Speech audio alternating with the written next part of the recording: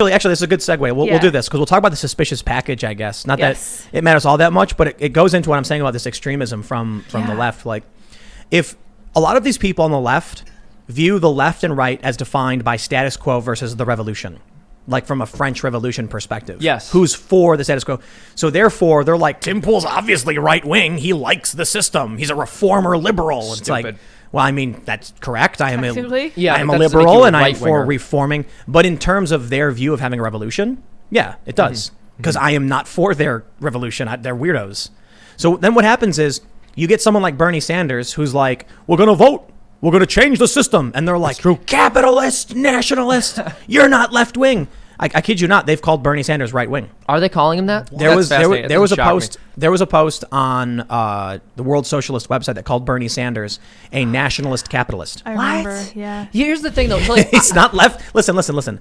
If left and right are defined by who's in favor of the revolution, what happens if you're on the left, but then you like demand a revolution of the left, so you're even further left? Oh wow! Now the far left is right to you. Yeah. That's what they're doing. Well, I don't know if you know this, Tim, but Bernie Sanders is actually a moderate. You know that in Europe he would be considered right wing? Yeah.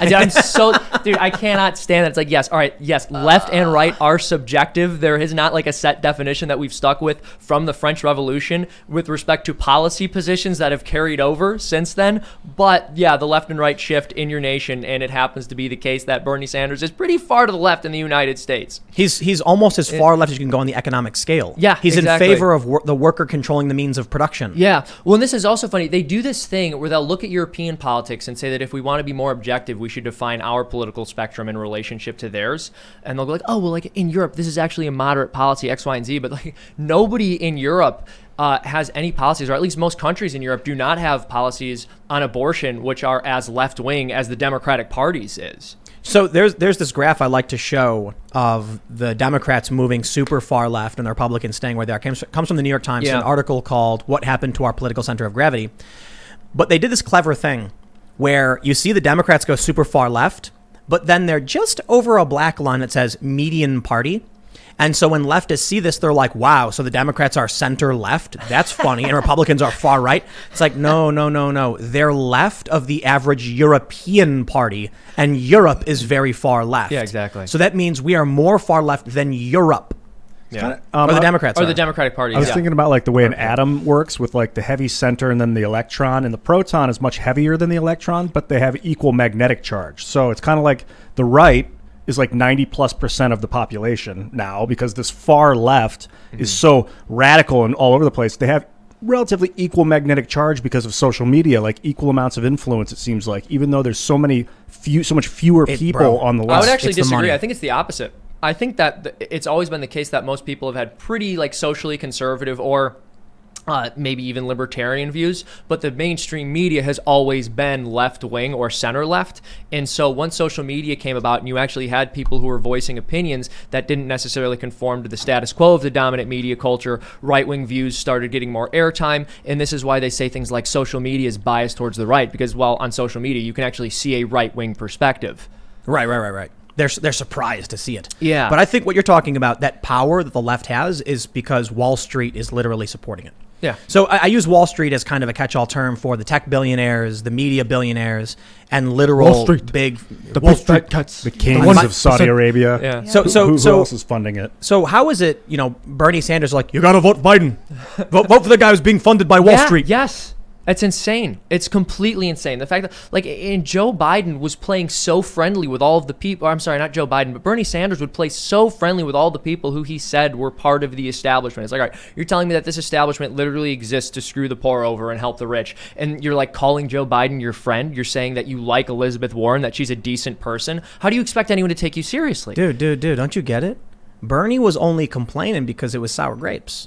Elizabeth Warren was worth, what, $5 million? The Bidens are worth, I think, like 16 million. Pelosi, with her husband, worth like 200. And so there's Bernie with his humble 174K. And he was, living in his little Vermont house. And then all of a sudden, people started saying, we like this guy. They bought his book. He became a millionaire. And all of a sudden, his millionaire buddies were like, come on. Well, and he was like, okay, I'm in the club. Tim, if you wrote a best-selling book, you could be a millionaire too. That's what he said, That's right? What he said, yeah. I remember that. I don't think it's that. I He's still a nationalist love Bernie. capitalist, isn't he? He's hysterical. I think that it's because he hates Trump. and he's No. got TDS No. so hard, TDS. I don't which think is so. sad, but that's what I Nope. think it is. No, because here's the thing. This is a cliche. I understand that this is sort of the conventional wisdom at this point, and everyone said this. But if there was a candidate who actually had could stand a chance to go up against Trump, I do think it would be Bernie Sanders. Yeah. I think working class people actually like Bernie Sanders in a way that they don't most of the other candidates that the left was trying to put up. 5 years ago. You think 5 years ago? 5 years ago, Yeah, I when- don't think Bernie would have won against Trump, but I would've think he voted would have for stood him. a better chance than like Biden. 5 years ago, Bernie Sanders said in an interview with Vox, he was asked about open borders, and he said, "That is a Koch brothers proposal. Yeah. Why we are not for open borders." Now he's on the stage being like, It's "We got to decriminalize all border crossings, free healthcare." And then, dude, the billionaires are bad, but not the ones funding Joe Biden. He's Yeah. all right. Yeah, exactly. Trump is a billionaire. He's bad. Well, back then he was also saying millionaires are bad because he wasn't I one know. yet. Right, yeah. now he's a millionaire. Now it's just the billionaires. What happens when he becomes a billionaire? He's gonna be like, trillionaires like Jeff Bezos cannot run this country. It's Yep. ridiculous. Yep. It's funny because so Joe Biden gets more donations from higher income zip codes than Donald Trump does. That's true. And I read that the other day. he's raising tons of money from high, like very, very wealthy billionaire investors. How are we in? This is the craziest thing to me. I'm talking to some of these leftists. Sometimes I'll tweet them and stuff. And I'm like, I don't understand how you guys found yourselves on the side of the billionaires, like Jack Dorsey and Mark Zuckerberg, literal billionaires. And you're like, well, I think they're all right. And I'm just like, I'm asking some of these people, do me a favor. Like, you don't like Trump, right? Okay, that's fine. You don't have to like Trump. Can you say Trump is bad, Joe Biden is bad? I'll do it first. Trump is bad, Joe Biden is bad. Your turn. And they won't do it. They won't do it. How is the revolution on the side of the like conglomerates, the international interests, the corporations, the billionaires, the crony establishment politicians? It's almost like it actually has nothing to do with helping the poor. It's almost as if the Democratic Party has no interest in that at all. And it's just about getting their own radically left-wing political agenda across that just happens to be trendy with the intellectual elite, including most tech millionaires and billionaires. This is the weird thing. Like, what are Republicans doing? To be fair, this was interesting. No. Jake Tapper and Wolf Blitzer were just ragging on Nancy Pelosi because the Republicans have conceded on the COVID relief bill. This is the mind-blowing thing. I used to say, like, you know what? I don't know what the Republicans are doing. I think they're trash the same. You know, like it's rhinos and dinos. It's these people who want to get in office. Just give me the power. I'll do whatever I want. I'm not a fan of that. I'm not a big fan of Republican policy for the most part, even when they do actually meet it. But I like principle. Yeah. Now I'm like talking to my family. I'm like, they're like, what are the Republicans doing for us? Well, actually, the Republicans just like caved to the Democrats on all the COVID stuff to get the bill passed so that 25 million Americans can get their unemployment benefits in this crisis. And Nancy Pelosi said no. And it was so bad. Wolf Blitzer called her out. Members of her own party called her out. I saw that. Jake Tapper just called her out. Wow. Jake Tapper said, it seems like the Republicans have moved your way on this, and you could take yes for an answer. And she was like, no. They're moving the goalposts. They say we're doing it. They're doing it. And you've got actual Democrats. I think it was Mark Rose. He said the Democrats need to learn how to declare victory and sort of walk away. You like walk away from this. They've won. Nancy Pelosi's like, here's the things we want. And Trump was like, okay, you got it. Well, I mean, we don't really want it. Yeah, exactly. So now she's been holding up the whole time, and it's really messed up because I see some resistance Democrats like really desperate. They hate Trump so much, and they're like, it's actually Trump's fault this isn't getting passed. And then CNN is like, actually, it's the Democrats. And I'm like, dude, when CNN is on the side of the Republicans, it must be really bad. 100%. Really bad. That's the weirdest thing to me. It's the Republicans who are trying to help the poor. Like, Yeah. What? Yeah. I never thought I'd see that day. Well, yeah, I mean, again, I'm no fan of the Republican Party. I would tend to argue that at least like the principles behind conservative thought tend to be better for poor people because I think the government's just done an abysmal job attempting to help them. But I totally get what you're saying. It's really sad with the first COVID relief bill. I'm not as familiar with the second one, so if you'd like to break that down. Same one. Okay, because the first Heroes one was Act. literally, but the first ballot was literally just a handout to the richest people in the country. For the one The the first Democrats COVID wanted. relief bill, yeah. Well, Oh, I'm oh. talking about the first ballot that they Right, did right. several months ago. It was Yeah. the largest transfer of wealth which has occurred in all of human history, and most of it went to the wealthiest people in the country and in the world, frankly.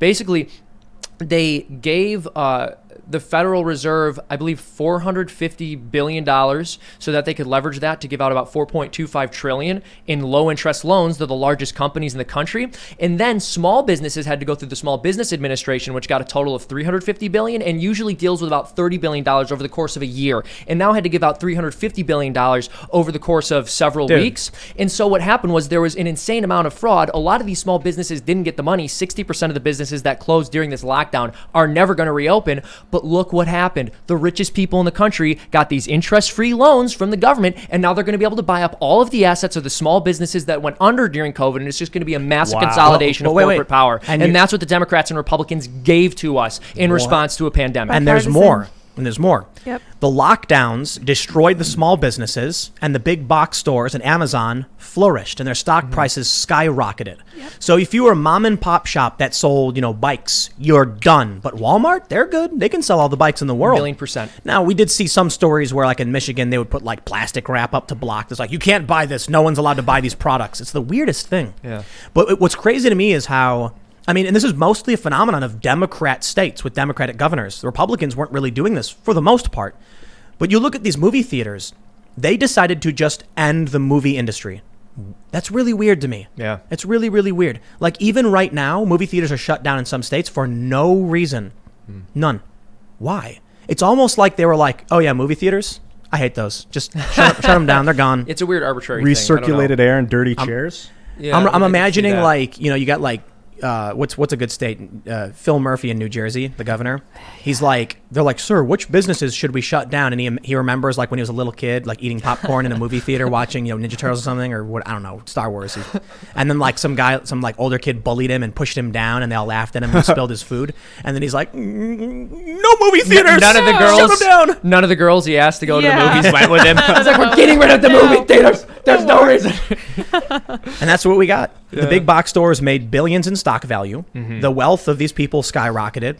Small mom and pop shops are gone. Yep. And the craziest thing is, it's the Republicans who are saying that was a bad move. Thanks for checking out this clip from the Timcast IRL podcast. We do the show live Monday through Friday at 8 p.m. So come back to check us out when we go live.